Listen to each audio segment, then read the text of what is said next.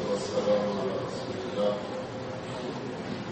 وعلى آله وأصحابه ومن والاه أما بعد السلام عليكم ورحمة الله تعالى وبركاته. قبل از هر چیز الله تبارک و تعالی رو سپاسگزاریم و تشکر می‌کنیم خاطر همه اوقات بخشمند و مفیدش، خاطر همه نعمت‌های خوب و مبارکش. همه نعمت‌های خداوند خوب است، همه نعمت‌های خداوند مفید است، همه نعمت‌های خداوند بابرکت است. خداوند هر چیزی را که به عنوان نعمت معرفی کرده و اون را نعمت حساب کرده و اون نعمت را برای بندگانش تجویز کرده که استفاده بکنند، اون نعمت بی ضرر هست، اون نعمت مفید هست، اون نعمت سبب تقویت روح و روان و فکر و جسم و جامعه اسلامی هست.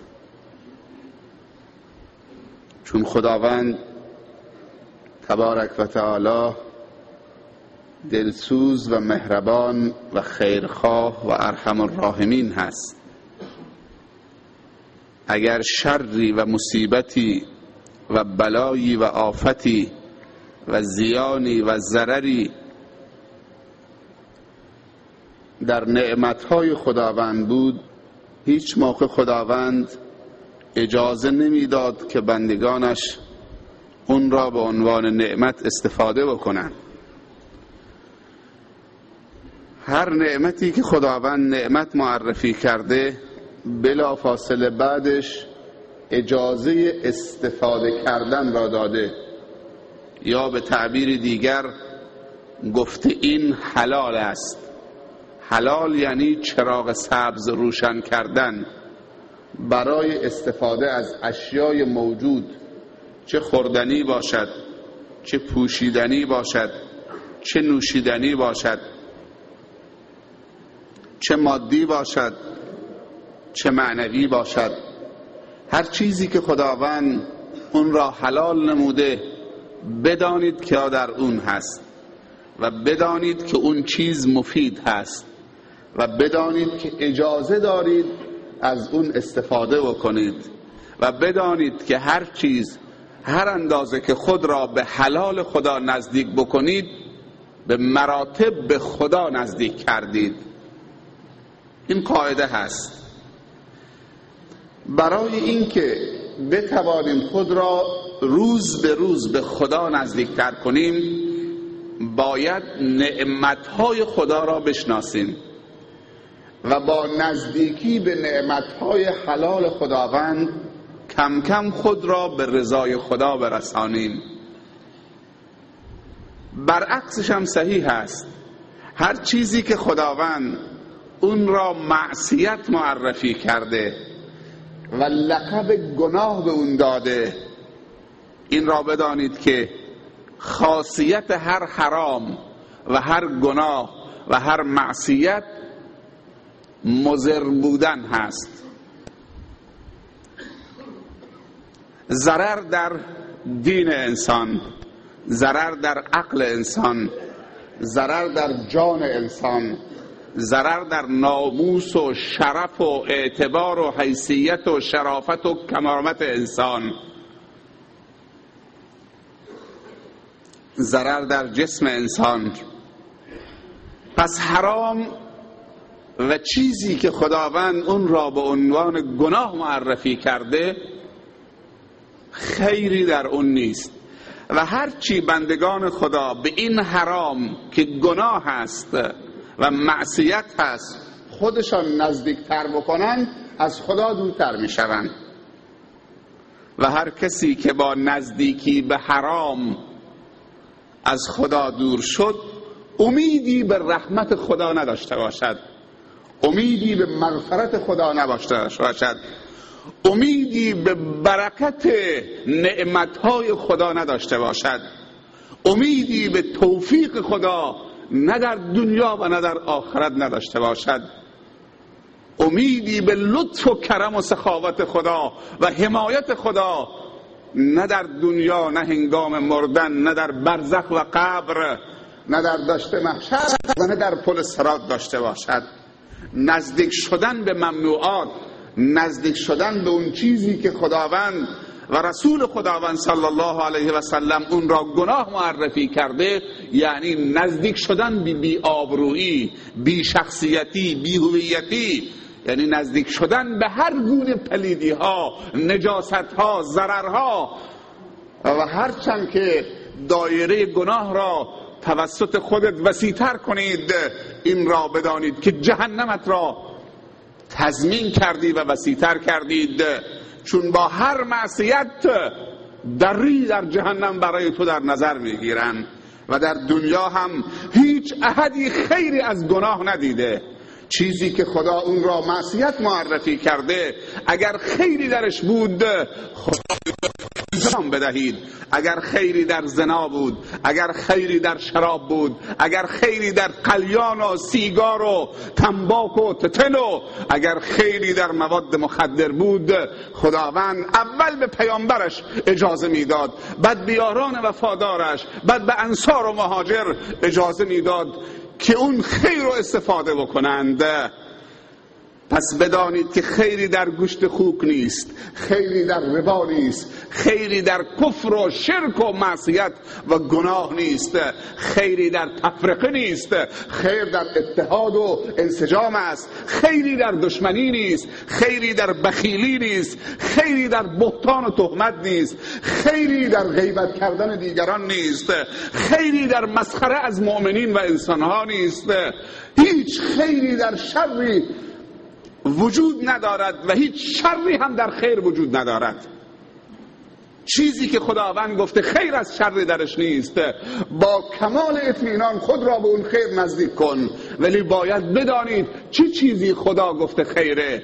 خیر اون چیزی است که الله گفته خیره، نه اون چیزی که ما میگیم خیره. خیلی چیزها شاید ما بگیم خیره و استفاده میکنیم و انجام میدیم، در صورتی که دین اون را تأیید نمی کند. پس هیچ خیری هم در معصیت و شر نیست. وقتی خداوند چیزی را شر معرفی کرده، اگر کل انسانهای روی زمین همه اون را خیر معرفی بکنن و همه لباس خیر بر تن شر بکنن و شر را جلوه خیر و زیبا بدهند، باز هم محتواش عوض نشده. خداوند خالق انسانها و خالق اشیاست، ظاهر باطن همه مخلوقاتش را میداند.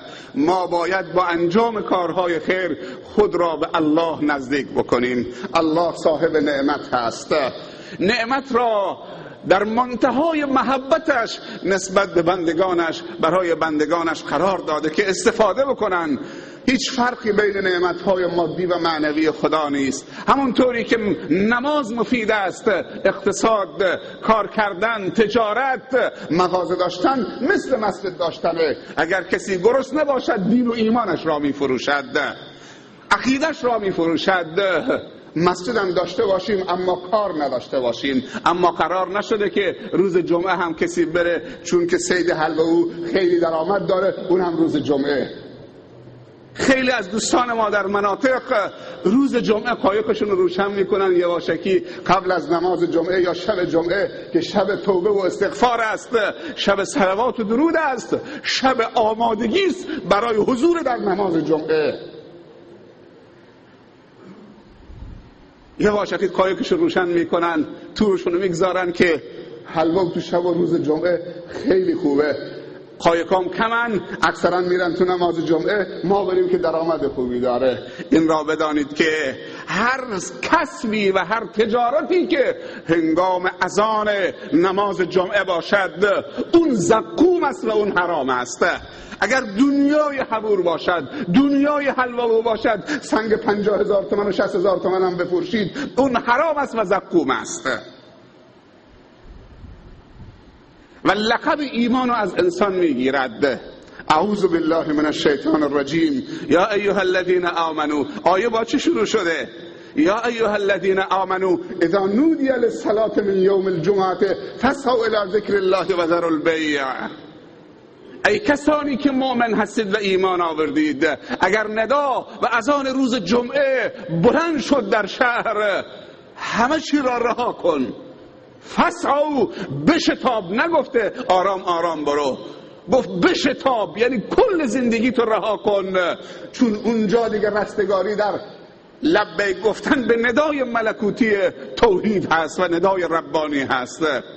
بعد میگه فاذا قضیت الصلاة فانتشروا فی الارض وابتغوا من رزق الله. وقتی که نماز تمام شد، حالا برو دنبال خرید و فروشت، حتی در روز جمعه هم اشکال ندارد.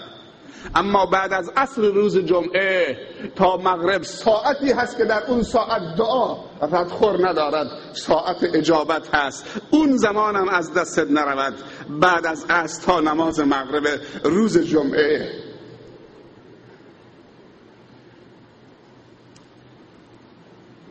روز جمعه مسلمان به کار پرداختن و نماز جمعه را ترک کردن، کمترین خصلتش خصلت یهود میگیرد که میخواستن کلاه سر خداوند بگذارن. بعضی از مسلمان ها شب جمعه حرکت میکنن یا صبح جمعه میرن روستایی تو باقی برای تفریح، که تفریح داشته باشن، زن و بچه‌شون هم با خودشون میبرن. نه نماز جمعه هست نه مسجدی هست. خواسته که حالا یه روز که بیکار اداره نیست، خودش با زن و بچهش همه از نماز جمعه و فضیلت نماز جمعه محروم بشوند. گروهی هم هستن که شب جمعه که میشه منقل تریاکشون و کبابشون و شرابشون آماده میکنن، میرن کوه گنو که هوا خونه، که میخورن و مینوشند و میکشن تا عصر جمعه که ساعت اجابته، که دیگه مست برمیگردن.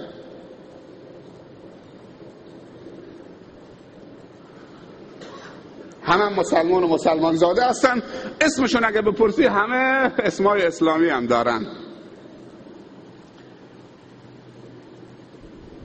نعمتهای حلال خدا را شناسایی بکنین. خداوند اگر نگاه به نیت تو کرد که از تجارت چه قصدی دارید، نان خود و حلال خود و زن و بچت بدی که دستت پیش کسی دراز نباشه، گوشت صورتت و آبروت نریزه، این عبادته. دیگه نگاه به دل دومت میکنه، چون انسان چند تا نیت داره. از یک تجارت انسان میتونه چند نیت خیر داشته باشه. این که خودش بیکار نباشه، این که درآمد حلال کسب کنه، که خودش درآمد حلال و تلاش حلال برای کسب مال حلال خودش یک عبادته. این که لقمه‌ای تو دهن زن و بچهش بگذاره که دوباره خودش عبادته. این که با همین مال حلال بچهش بفرسته دانشگاه، بفرسته مدرسه دینی، که دوباره خودش یک نعمته. تا اینجا نیتهایش همه از کار کردن حلال و تجارت خانواده خودشه.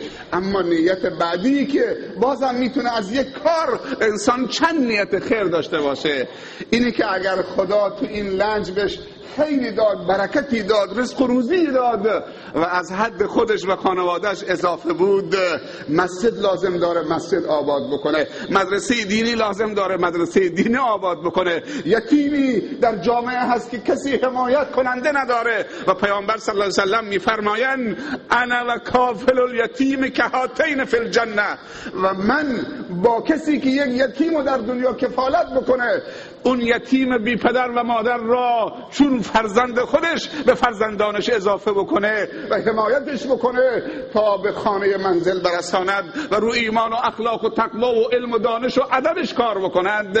میگه من با کفالت کننده یتیم مثل این دوتا انگشتم در بهشت با هم هستیم. یک یتیم میتونه تو رو به بهشت ببره، نه اون لنجت که خیرش نمی کنی. یک یتیمی که دمپایی نداره، لباس درست حسابی نداره، از کنارش رد میشی، اعتنایی بهش نمی‌کنی. پیامبر گفته کافیه که دستی به سر همین بکشی، از تجارتت و لنجت یک یتیم و زیر پوشش بگیری. گفته کافیه که این همین بچه یتیم بی پدر و بی کس و محروم تو رو بیاره تو بهش کنار من بگذاره، مثل این 2 تا انگشتا که نزدیک همه. چرا بی تفاوت میگذاریم؟ یه لنج به 2 تا لنج، 2 تا لنج به 3 تا لنج. کجا میخوای بری؟ به قرار شده ما لنجامون توسعه بدیم یا ایمانمون توسعه بدیم؟ لنجی که به درد ایمانمون نخوره، لنجی که به درد اسلاممون نخوره، لنجی و تجارتی و مغازی و ماشینی که به درد جامعه ما نخوره، مالی که به درد آینده مسلمین نخوره، برای تقویت ایمان و رشد ایمان و علم و دانش به درد جامعه نخوره. توسعه این لنج ها غیر از این که رو تابه بیستی، دمپایم از پاد در آوردن، روز قیامت تابه داغ زیر پاد میگذارن، میگه حالا پول جاشوا درست دادی، حساب جاشوا اینجا باید بکشی، اینجا که کسی نیست که تو رو محاسبه بکنه، ماشین حساب دست خودته.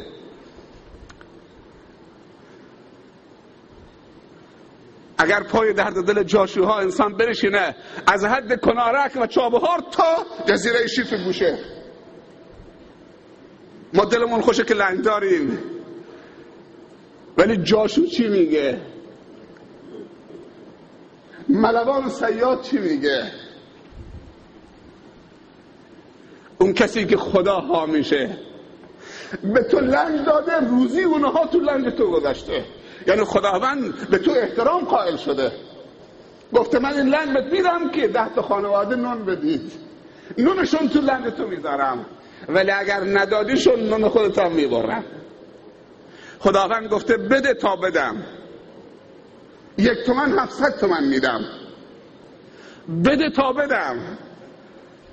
نترسید، دریای خدا پره، اما زیر همین آبهایی که حبور هست میگو هست که طلای دریاست. میگو طلاست، حلوا طلاست. کی باور میکرد که یه روزی حلوا سفید برسه سنگ 60,000 تومن، میگو برسه سنگ 70,000 تومن، 80,000 تومن؟ کی باور میکرد؟ رسیده حبور کیلو 2,000 تومن، 3,000 تومن. خدا نکنه که یک روز هوا طوری بشه، طوفانی یا سرما بشه که لنجا نتونن برن سید و سیادی، بازار موفروشی خون مردم رو میمکن با همین حبوری که تو یخچال زدن. حبوری که بعضی موقع دانه 400 تومن و 300 تومن و 1 دونه حبور 3 کیلویی بعضی موقع میرسه 400 تومن، 500 تومن، 700 تومن. اینا بعضی موقع تو هوای سرمای شدید تو یخچال گذاشتن در میارن، هوا طوفانی بشه لنجا نرن، کیلوی 3,000 تومن به مردم قالب میکنن. خصوصا حالا که دیگه مرغ هم چه مشکل پیدا کرده.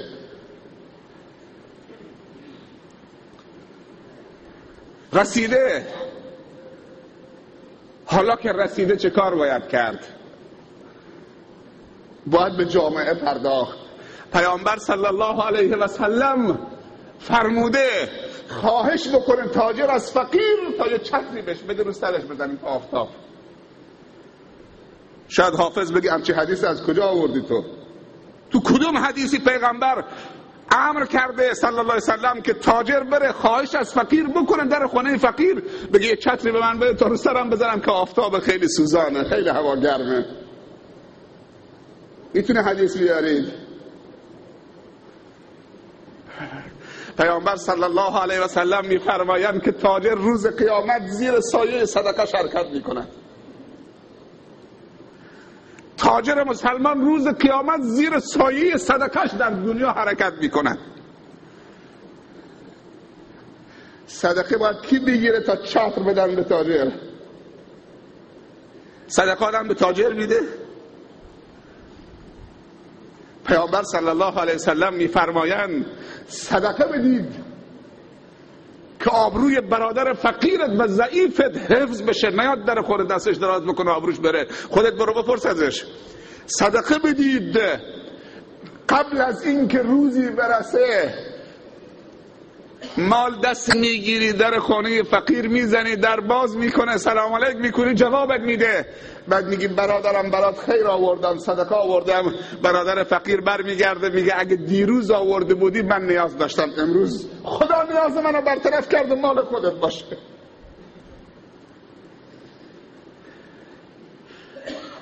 خدا اون روز نیاره که تاجر مالش رو دستش باشه در خانه فقیر بگرده، فقیر نباشه ازش تحویل بگیره، یه چتری رو سرش بزنن روز قیامت.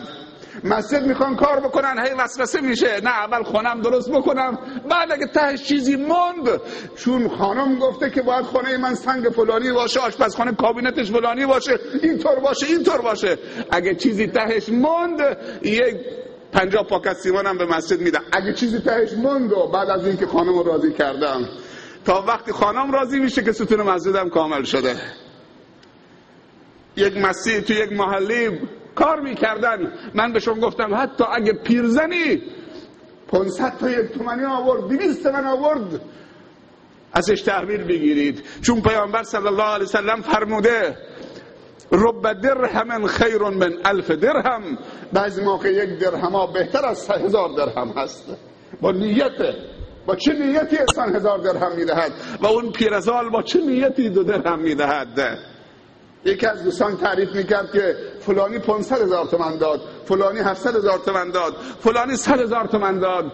دیدم که یک پیرزنی که بچه های خوردن داشت، بیوه بود، رد میشد، گفت مسجد کار نکره؟ گفتم بله مسجد کار نکرن. تو مسجد اعلام کردید که مردم پول بیارن؟ بله اعلام کردیم. میگه اگه منم یه پولی بدم تحویل میگیری؟ بخودی بچه ها صغیرن و سرپرست هم نیست و میگه دست کرد هم گوشی دستمالش باز کرد، 2000 تومان تو گوشی دستمال بود. گفت 2000 تومان هم تحویل میگیری؟ دستت هم میبوسی. 2000 تومان هم تحویل میگیری؟ اصلا خداوند 1 تومان هم تحویل میگیره کار خیر، خدا نگاه به نیت میکنه.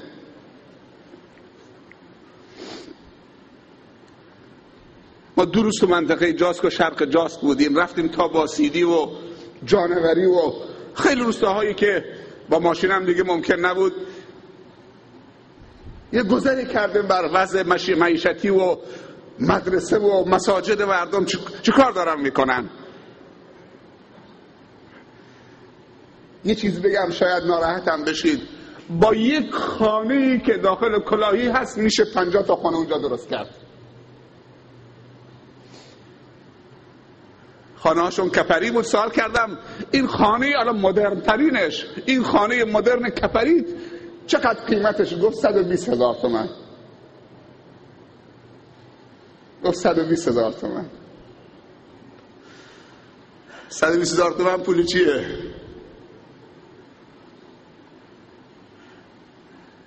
یه خانه کامل کپری گفت 120,000 تومان. یه مسجدی اونجا یک مادری قبول کرده، به نظر شما چند باشه؟ برای 35 تا کفر. بوداجی یه خانه در بهشت چند میلیون تومان؟ 3 میلیون تومان. پیامبر صلی الله علیه وسلم میفرمایند من بنا لله مسجدا ولو کمفحص طیر بنا الله له بیتا فی الجنه. کسی که خانه‌ای برای عبادت خدا در روی زمین بنا کند با نیت خدایی، نه با نیت شهرت و ریا که این مسجد مال طایفه فلانیه، با نیت خدایی، خداوند در مقابلش خانه‌ای و دنباله حدیث ولو کمفحص طیر، حتی اگر به اندازه لانه گنجشکی باشد، خداوند در روز قیامت در بهشت بیتی از بیوت خودش در بهشت برای اون درست می کند. بنا الله له بیتا، خدا بنا می کند برای او بیتی، خانه‌ای در بهشت خودش. من رفتم بازدید بکنم که یک گزارشی به اون پیرزال بفرستم که این مسجد درست شده برای 35 تا خانواده کپری. گفتم مسجدتون کوچک نیست؟ گفت الحمدلله همین هم نداشتیم. یه ملا حسن هم داشتن، گفت کلاس قرآن داره، امام مسجدمون با بچه همون کلاس قرآن کار میکنه، با 3 میلیون تومان یک مسجد تو یک روستای کپری 35 در خانه مسجد ندارن، خانه هاشون هم 120,000 تومان قیمتشه. هر 2 ماهی برای یک خانواده، برای 4 نفر 2 گونه نان میدن، غذاشون فقط آرده. کلاهی که الحمدلله خدا داده فقط شکرش بکنیم. اونام بلوچ هم مثل شما یکم از توی لنج ها در بیایید، یه وقت هم بذارید برید ببینید تا نعمتهای خدا که داده قدرش بدونیم. خیلی جاها دارن اسراف میکنن، ولخرجی میکنن، چیزهای اضافی تو خونه آوردن. بعضی خونه ها میرید تو همین روستاهای خودمون تو سالن پذیراییش دکور کرده 10 تا مجسمه گذاشته، نمیدونم فلان گذاشته، گلدون فلان گذاشته، نمیدونم فلان گذاشته، فلان گذاشته. سوال میکنید اینا چیه؟ میگه این دکوره. خاصیت این مجسمه ها چیه؟ رسم دیگه، دکوره، دکور، زیبایی خونه. خدا میدونه هر مجسمه این چقدر قیمتشه. یه بتم تو خانه آورده. پیامبر صلی الله علیه و سلم میفرمایند اگر کسی مجسمه ای درست بکنه، روز روحدار، مجسمه ای که روح داره، حیوانات، انسان، روز قیامت خداوند بهش میگه حالا روح در این خلقی که درست کردی بدم، نمیتونه. میگی مجسمه ای که درست کردی زنده بکن، حالا نمیتونه. و هر خانه ای که مجسمه باشه، عکس انسان روحدار باشه، حیوانات روحدار باشه، تو قاب گرفته بودن بالا بزنن، یا سگ در خانه باشه، در اون خانه پیامبر گفته فرشته پا نمیگذارد. در هر خانه ای که سگ باشه، غیر از سگ شکار و سگ گله، فقط برای رسم، چون اروپایی دارن بچه مسلمان اسب میشه. تو همین بندر عباس من خودم دیدم، تو محله خودمونم دیدم. معذرت میخوام، گل به روی شما، طول سگ رو موتور سوار کرده، اسم براش گذاشته، صداش میزنه، شامپو براش میخره، صابون مخصوص، روزی چند کیلو گوشت خالص، کیلو 4500 تومان بدون استخوان براش میخره، مسواکش میزنه، یه اتاق براش خالی کرده. اینا همش حدیثه. پیامبر صلی الله علیه وسلم فرموده اگر کسی سگ بیاره تو خونه، روز 1 قیراط از ثوابش کم میشه، هر قیراطی مثل کوه احد. پیامبر صلی الله علیه وسلم در حدیثی میفرمایند در آخر الزمان یکی از مردان امت من اگر بیاد طول سگی رو تربیت بکنه، براش بهتره از این که فرزند از کمرش و صلبش تربیت بکنه. بچه تو کوچه رهاست، سگ خریده، شامپو براش میخره. خطبه امروز خیلی خطبه عالی بود، همش درباره اعتقاد بود. روز نحس، شب نحس، نمیدونم چهارشنبه نحس، کسی مسافرت نره. اگر کلاغ آمد رو دیوار کار کرد، میگن امروز روز نحسیه چون کلاغ آمده. اگر بلبل آمد چهچه زد، امروز روز خوبیه، مهمان میاد. کی گفته همچی چیزی؟ کدوم عقیدی، کدوم خدایی، کدوم پیغمبری، کدوم آیه قرآن، کدوم حدیثی؟ پیامبر میگه لا تیرته. اینا همش از آداب جاهلیت، از عقاید و باورهای جاهلیت. نگاه میکردن وقتی مسافرت میرفتن، اگر باد از این طرف بود، اگر پرنده به این طرف میرفت، میگفت امروز روز نحسیه، کسی مسافرت نره. اگر کلاغ آمده بود، کار کرده بود، امروز روز نحسیه. وقتی که کسوف و خسوف میشد، ماه و خورشید میگرفت، میگفتن جن و دیو خورشید و ماهو گرفته، آتش روشن بکنید. ظرفای مسی، دسته جوغن دیگه، حالا بگم محله خودمون بگم، دسته هاون میزنن تو دیگ مسی، همینجور میکوبیدن تا اینکه این دیو این ماهتاب رو رها بکنه. پیامبر صلی الله علیه وسلم در مدینه بود، خورشید گرفت، کسوف شد.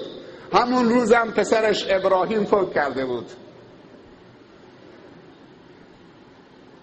شایعه شد که خورشید عزادار شده به خاطر این که پسر رسول الله صلی الله علیه و سلم ابراهیم فوت کرده.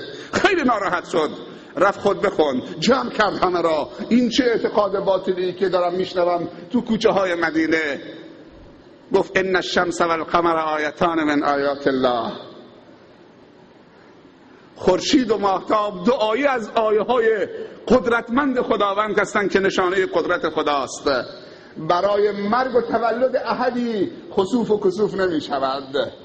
یک سری مسائل طبیعیه که به اراده صرف 100% به اراده و خواست خدا انجام میگیرد. برای بیدار کردن شما اگر یه وقتی خورشید گرفتگی شد یا ماه گرفتگی شد یا قحطی شد، بارندگی قطع شد، پناه ببرید به مساجد و نماز طولانی سوره بقره رو بعد از سوره فاتحه شروع بکنید، یک حافظی پیش بکنید، قرآن طولانی بخونه، همه مردم شهر بریزن تو مسجد، اونقدر نماز بخونن، گریه بکنن، توبه بکنن تا خداوند این خورشید رو آزاد بکنه. اگر خورشید گرفتگی بشه یک هفته همه چی به هم میخوره. اگر قحطی شد بری قبل دعا.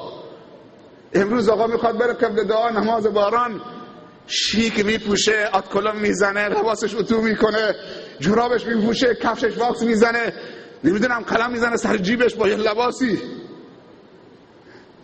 میدون نماز باران چیه؟ وقتی میخوای بری قبل دعا باید با یک لباسی بری، سرت بندازی پایین، گریه بکنید. حتی پیامبر گفته بچه های کوچک ببرید، حیواناتی که تو شهر هست همه به سینه بریزید، با خودتون ببرید تا اگر شما گناهکارید خدا به این حیوانات رحم بکنه، به گریه بچه کوچک رحم بکنه.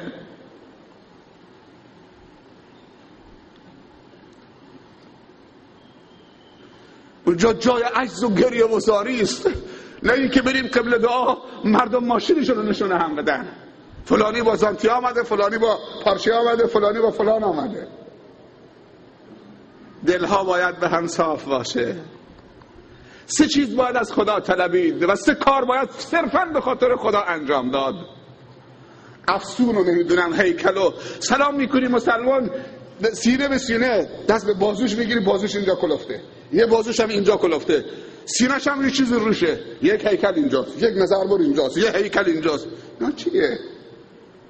یکم تو لنج سینه لنجش گذاشته که چشم حسود دور بکنن. انسان اگه خیر مالش در بکنه، عبادتش بکنه، نیتش پاک باشه، توکلش به خدا باشه، حق کسی به گردنش نباشه، نفرینی دنبالش نباشه، بخیل نباشه، حق مردم رو ادا بکنه، حق خدا رو ادا بکنه، حق زن و بچه رو ادا بکنه، آفت از کجا میاد؟ مگه شما این آیه رو نخوندی والله خیر حافظا و هو ارحم الراحمین؟ شما میبینی روز چند تا تیر میاد به طرف شما، ولی همون کار خیری که کردی این تیر رو کج میکنه. خداوند همراه هر انسانی حفظه و کتبه هست که تو رو حفظ میکنه. والله خیر حافظا ان الله یدافع عن الذین آمنوا الله ولی الذین آمنوا. 3 چیز برای خدا، ذبح برای خدا بکنید، قربانی. چیزی رسم است تو منطقه خودمون، اگه فلانی یه لنج جدیدی خرید یک گوسفند میبره تو لنج خون میکنه، این خوردن اون گوشت حرامه. یا رفت تو خانه جدیدی در خانه خون میکنه، پاش میذاره تو خون بعد میره تو خانه. یا بزرگی میره تو شهری خون جلو پاش میکنن، این خوردن اون گوشت از نظر شرعی حرامه و میته است.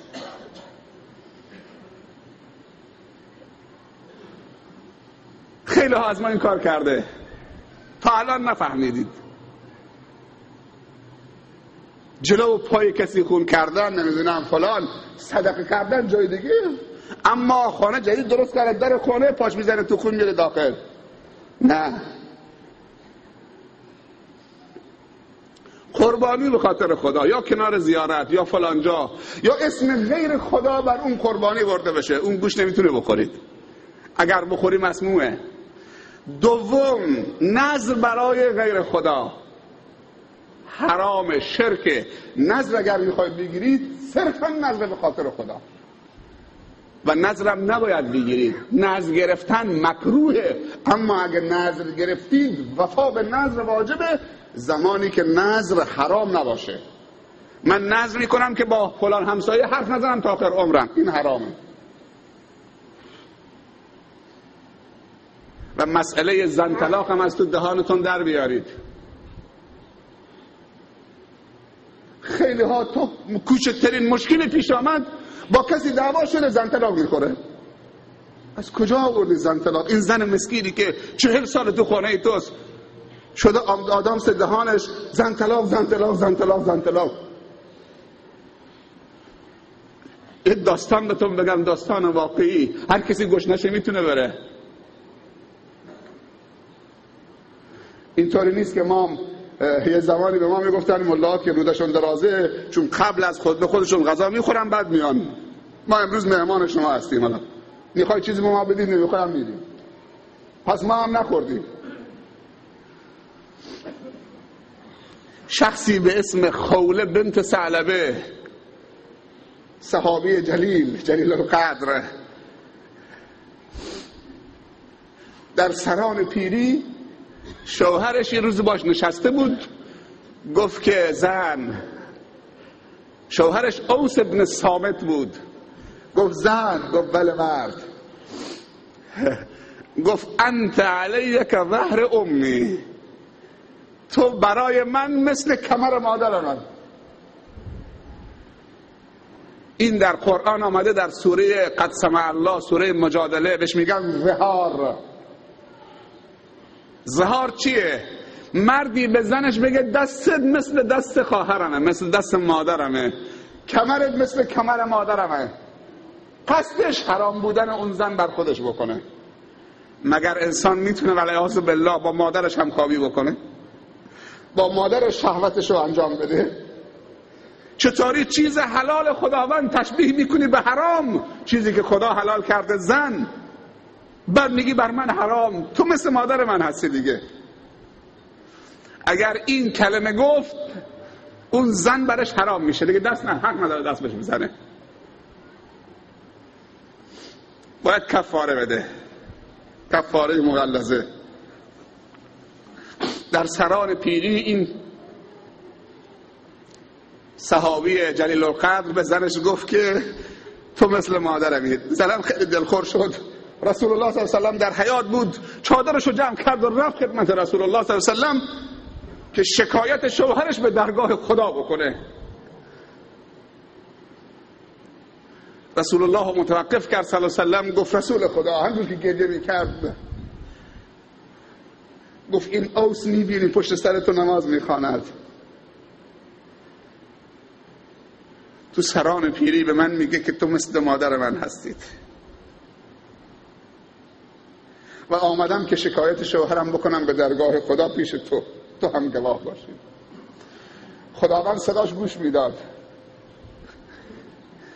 از بالای عرشش. هنوز صحبت این پیرزن تمام نشده بود که آیه قد سمع الله نازل شد. قد سمع الله قول التي تجادلك في زوجها وتشتكي الى الله والله يسمع تحاوركما.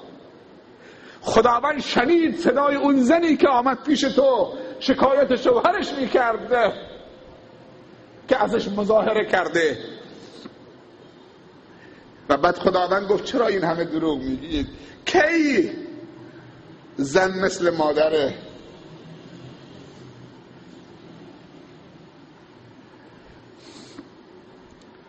گریه یک زن الله میشنود، مظلومه. آیه نازل کرد، بعد چند تا جمله گفت جلو پیامبر صلی الله علیه و سلم به شوهرش که هر کسی بود آب میشد. خوب گوش بدید، پشت کردن به نعمت یعنی این. زنه به شوهرش اوس گفت که مرد، وقتی من جوان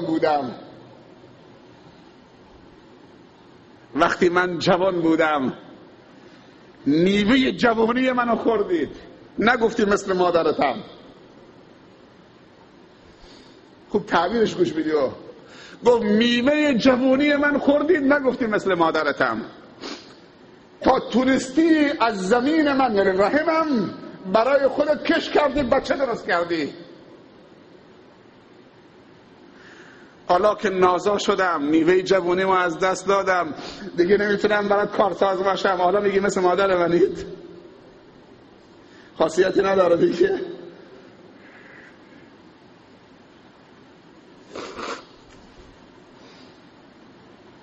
گذشت تا رسید خلافت عمر رضی الله عنه، امیرالمومنین عمر. چند سال گذشت؟ ابوبکر صدیق، بعدش عمر فاروق. یه روزی با یارانش امیرالمومنین در کوچه های مدینه میرفت، دیگه خوله پیر شده بود، با عصا راه میرفت، خم شده بود. یک دفعه صدا زد نیست، بعضی نمیشناختنش. نزدیک 1 ساعت سر و پا عمر رو نگه داشت، عمر رو نصیحت میکرد. به عمر گفت که یادته اول عمر بودی، بعد شدی عمر، بعد شدی امیرالمومنین، لقب گرفتی امیرالمومنین، خلیفه مسلمین. خدا چطوری داره تو رو بالا میبره، امیرالمومنین، خلیفه المسلمین. بعد نصیحتش کرد، اتق الله یا عمر، از خدا بترس عمر. عمر کسانی که نصیحتش میکردن رو سرش میذاشت. ما امروز کسی رو نصیحت کردیم دیگه تا آخر عمر با من صحبت نمیکنه.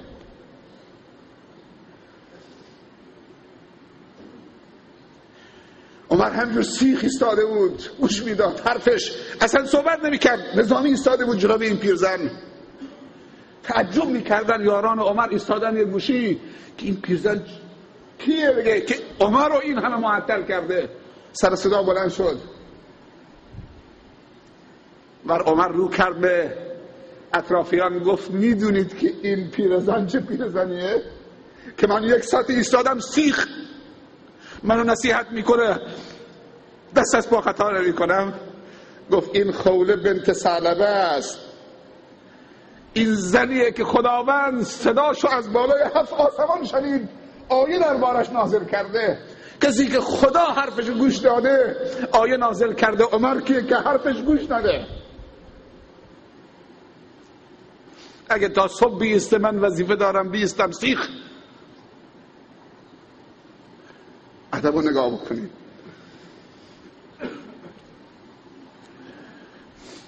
سه چیز باید برای خدا، یکی نذر، یکی قربانی، یکی قسم. هیچ احدی از مسلمان حق نداره به غیر خدا قسم بخوره. نه جان بابام، نه جان مادرم، نه سر فرزندم، نه پیر و پیغمبر که میرسی، نه به فلان زیارت، نه به فلان نمیدونم امام، نه به فلان قبه. هیچ احدی. قسم فقط 3 تا لفظ داره، والله، بالله، تالله.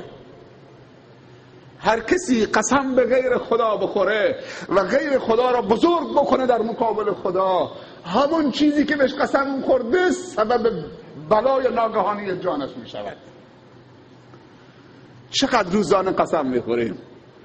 حتی قسم به خدا خوردن هم درست نیست که بی خود و بی جهت گاه و بیگاه خدا رو پایین بیاریم. پارچه میخواد دد بزنه، خدا وکیلی که متر این قدره، جنسش اعلاست، حالا مارکش عوض کرده. کفش میخواد بفروشه، خدا رو میاد پایین.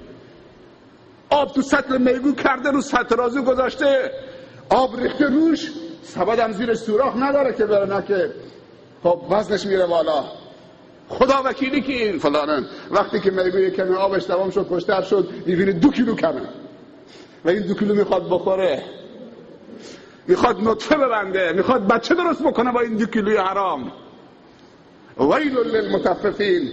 هر چی سخنرانی برای شما کردن روی منبر تو خطبه ها همش درباره نماز خوندن بوده و طهارت.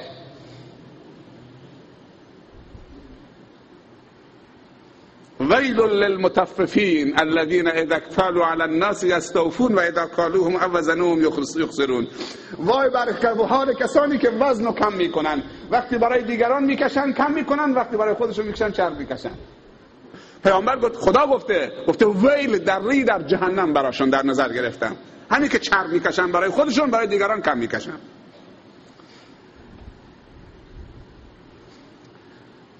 قسم به غیر خدا شرک است. امام شافعی رحمت الله علیه میفرمایند نه به شوخی نه به جدی در طول حیاتم قسم نخوردم، حتی به خدا. قسم کسی میخوره زیاد که شخصیت نداره، کسی حرفش قبول نداره، تو جامعه وجهه نداره، ضعیفه. حتی قسم به خدا خوردن کار کسانیه که انسانهای ضعیف و دروغگو و بی شخصیتن. انسانهایی که شخصیت دارن حتی به جدی هم قسم نمیخورن، به خدا هم قسم نمیخورن. قسم دادن در یک حادثه است، خونی جنایتی در کاره. قاضی میطلبه طرف و میاره روز جمعه، اول نصیحتش میکنه اعتراف بکن قسم نخور، بذار کل زندگیت بره دنیات بره قسم نخور. کنار منبر روز جمعه بعد از نماز عصر میرشونه مردم، میرشونه. اگر نصیحت ها رو قبول نکرد اون وقت قسمش میده، عاقبت قسم هم بهش میگه. 3 کارم باید از خدا طلبید: یکی فرزند، یکی شفا، یکی هدایت. فرزند با هیکل نمیشه، با پیش سید رفتن و یه 10,000 تومان زیر معذرت میخوام فرش سید گذاشتن یه هیکلی بده تا که زنم حامله بشه. با گل خوردن نمیشه، با قند خوردن نمیشه، باید خواست خدا باشد. یه دوستی داشتیم تبلیغی، تاجر بود. این از دست زنش ناراحت بود، سران پیری میخواست یه زن بگیره که تاجر بود دیگه، که یه پسر براش بیاره که نامش بلند بکنه. خودش تعریف میکرد و میخندید، میگه بعد توبه کردم دیگه. میگه خانواده‌ام رو بالاخره زن گرفتم، هر 2 تا زنها با هم حامله شدن. سبحان الخالق. اولی که همه 5-6 تا دختر آورده بود، دومی که چه گرفته بودم که خدا یک پسرم بده تا نامم بلند بکنه. نام با پسر بلند نمیشه، نام با عمل صالح بلند میشه. ما تاجری داریم که نصف بندر مال خودش 2 تا پسر معتاد داره. بیوه زنی داریم که شوهرم نداره، شوهر مرده، از 6 تا دختر دانشجو داره، هر 6 تا یتیمه. گفت که هر 2 تا با هم حامله شدن، از دومی پسر میخواستم دیگه، از دختر تقریبا خسته شده بود.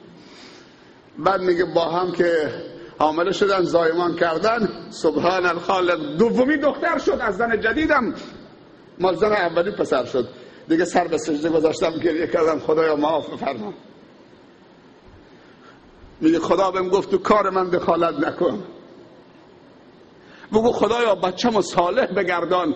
چه بسا 6 تا دختر بهت میده، دعا میکنی از زنت پسر نمیده، اما از 90 از همین دختر شوهر میکنه یک پسر بهت میده 90 که دنیا رو پر از میراث پیامبر میکنه.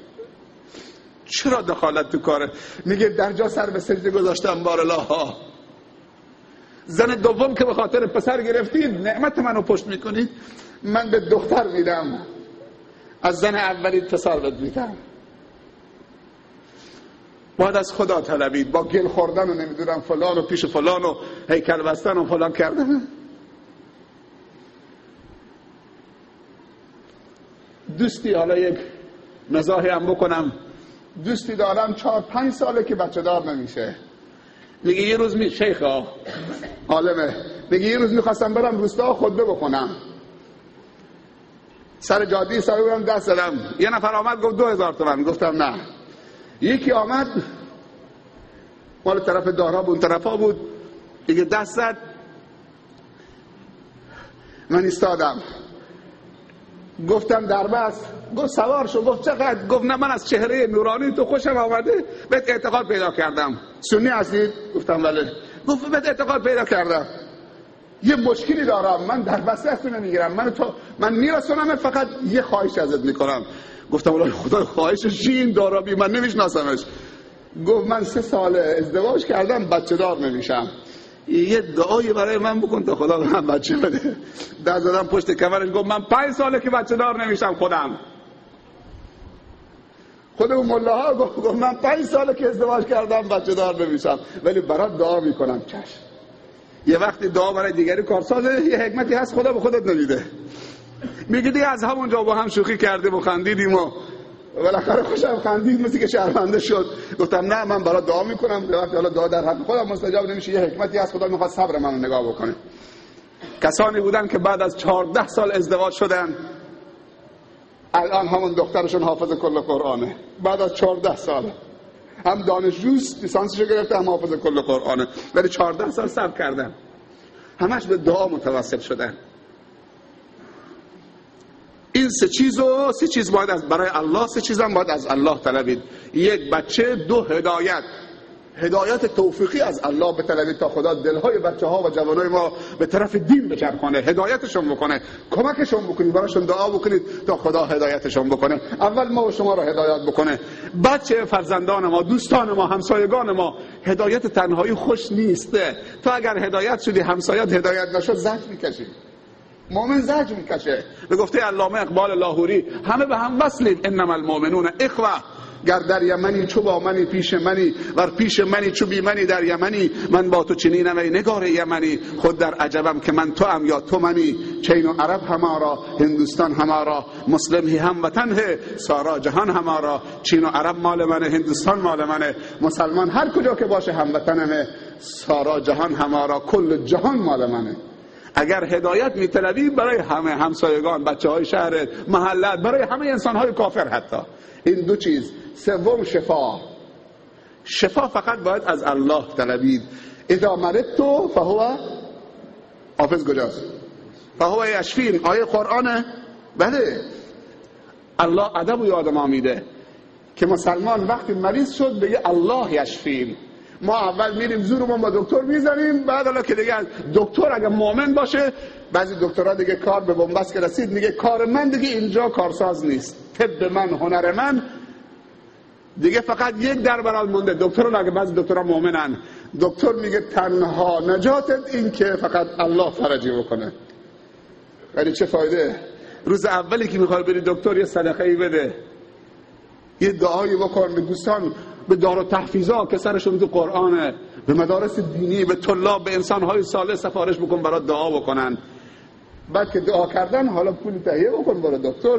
وقتم دکتر میری اعتقاد به دکتر نباشه، اعتقاد به شفای خدا باشه، دکتر کارسازه. ولی بعضی دکتر خدا میدونن آقای دکتر دست هم به دامنه، تو رو به خدا، تو رو به هر پیر و پیغمبری که میرسی بچه منو شفا بده، بچه منو علاج بکن، بچه منو فلان بکن.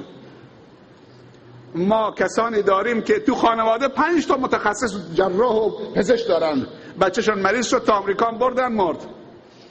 ولی تو روستا هم هست که به دکترم دیل میرسه، پیرزن گریه میکنه، دعا میکنه خدا چوکم شفا آده که دیگه هیچ هم مال نمیدین، همون دعاش باش میده خوب میشه. خانواده‌ای بوده 5 تا متخصص و جراح داشته، نتونستن بچه‌شون رو نجات بدن، دکتر متخصص جراح تا آمریکا فرستادن، پولم داشتن. روستایی میاد از همه جا حیله ها قطع می شود، فقط خدا خدا می زنند. معمولا روستایی ها صافن، خدا خدا خدا بی رنگ و ریان. نه تو خانواده های باسواد هست، نه پزشک هست، فقط الله هست. اذا مرضت فهو یشفین. خیلی حوصله کردید. ساعت 1:30، 1 ساعت براتون صحبت کردم. امیدوارم که این صحبت ها بی تأثیر نباشه.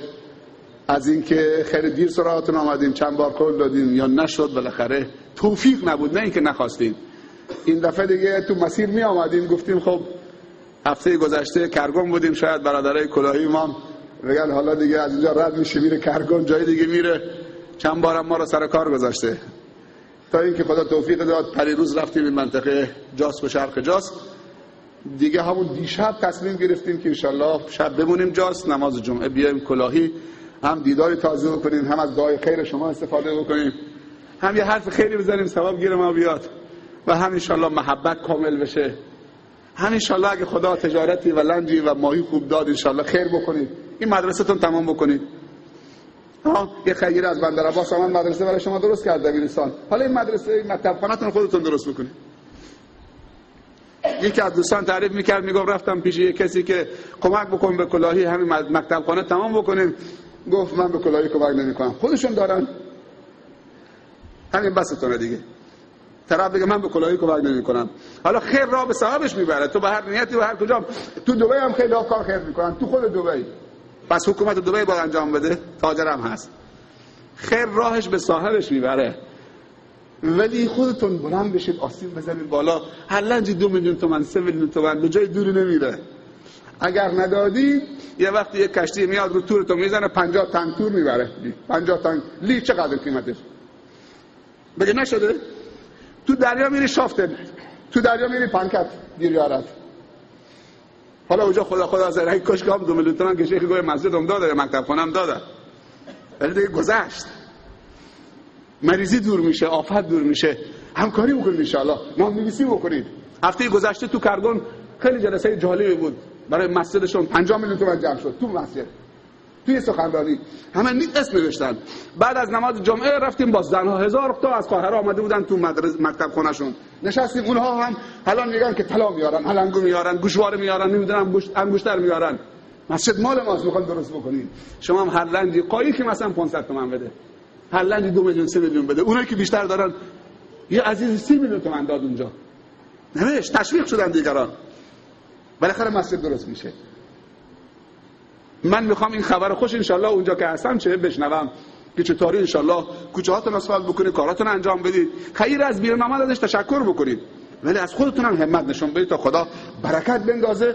و مهمترین چیز با هم اتحاد داشته باشید. یک نفر مغرض نیاد به جان شما بیفته، خدای نکرده 2 تا جوان با هم دعوا بکنن، بزرگان به جان هم بیفتن.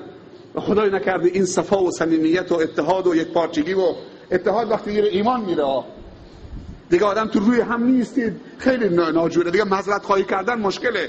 اگه حرفی از دهنم به پدرم در رفت دیگه، الان بعد دیگه هر کاری میخوام بکنم نمیشه دیگه، به اون حالت اول بر نمیگرده.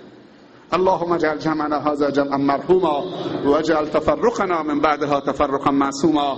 اللهم لا تجعل فينا ولا منا ولا معنا شقيا ولا محروما. ربنا ظلمنا انفسنا وان لم تغفر لنا وترحمنا لنكونن من الخاسرين. رب اغفر وارحم وانت خير الراحمين. ربنا آتنا في الدنيا حسنة وفي الآخرة حسنة وقنا عذاب النار. اللهم انا نسألك الجنة الفردوس وما قرب اليها من قول وعمل، ونعوذ بك من النيران وما قرب اليها من قول وعمل. اللهم إنا نسألك حبك وحب من يحبك والعمل الذي يبلغنا إلى حبك. اللهم إنك عفو كريم تحب العفو فاعف عنا. ربنا آتنا في الدنيا حسنة وفي الآخرة حسنة وقنا عذاب النار. نستغفرك اللهم من جميع الذنوب والخطايا ونتوب إليك. سبحان ربك رب العزة عما يصفون وسلام على المرسلين والحمد لله رب العالمين. موفق و مؤید و سربلند باشید. برای سلامتی خودتون و خانواده‌تون اجماعاً یک صلوات محمدی غرا خط بفرمایید.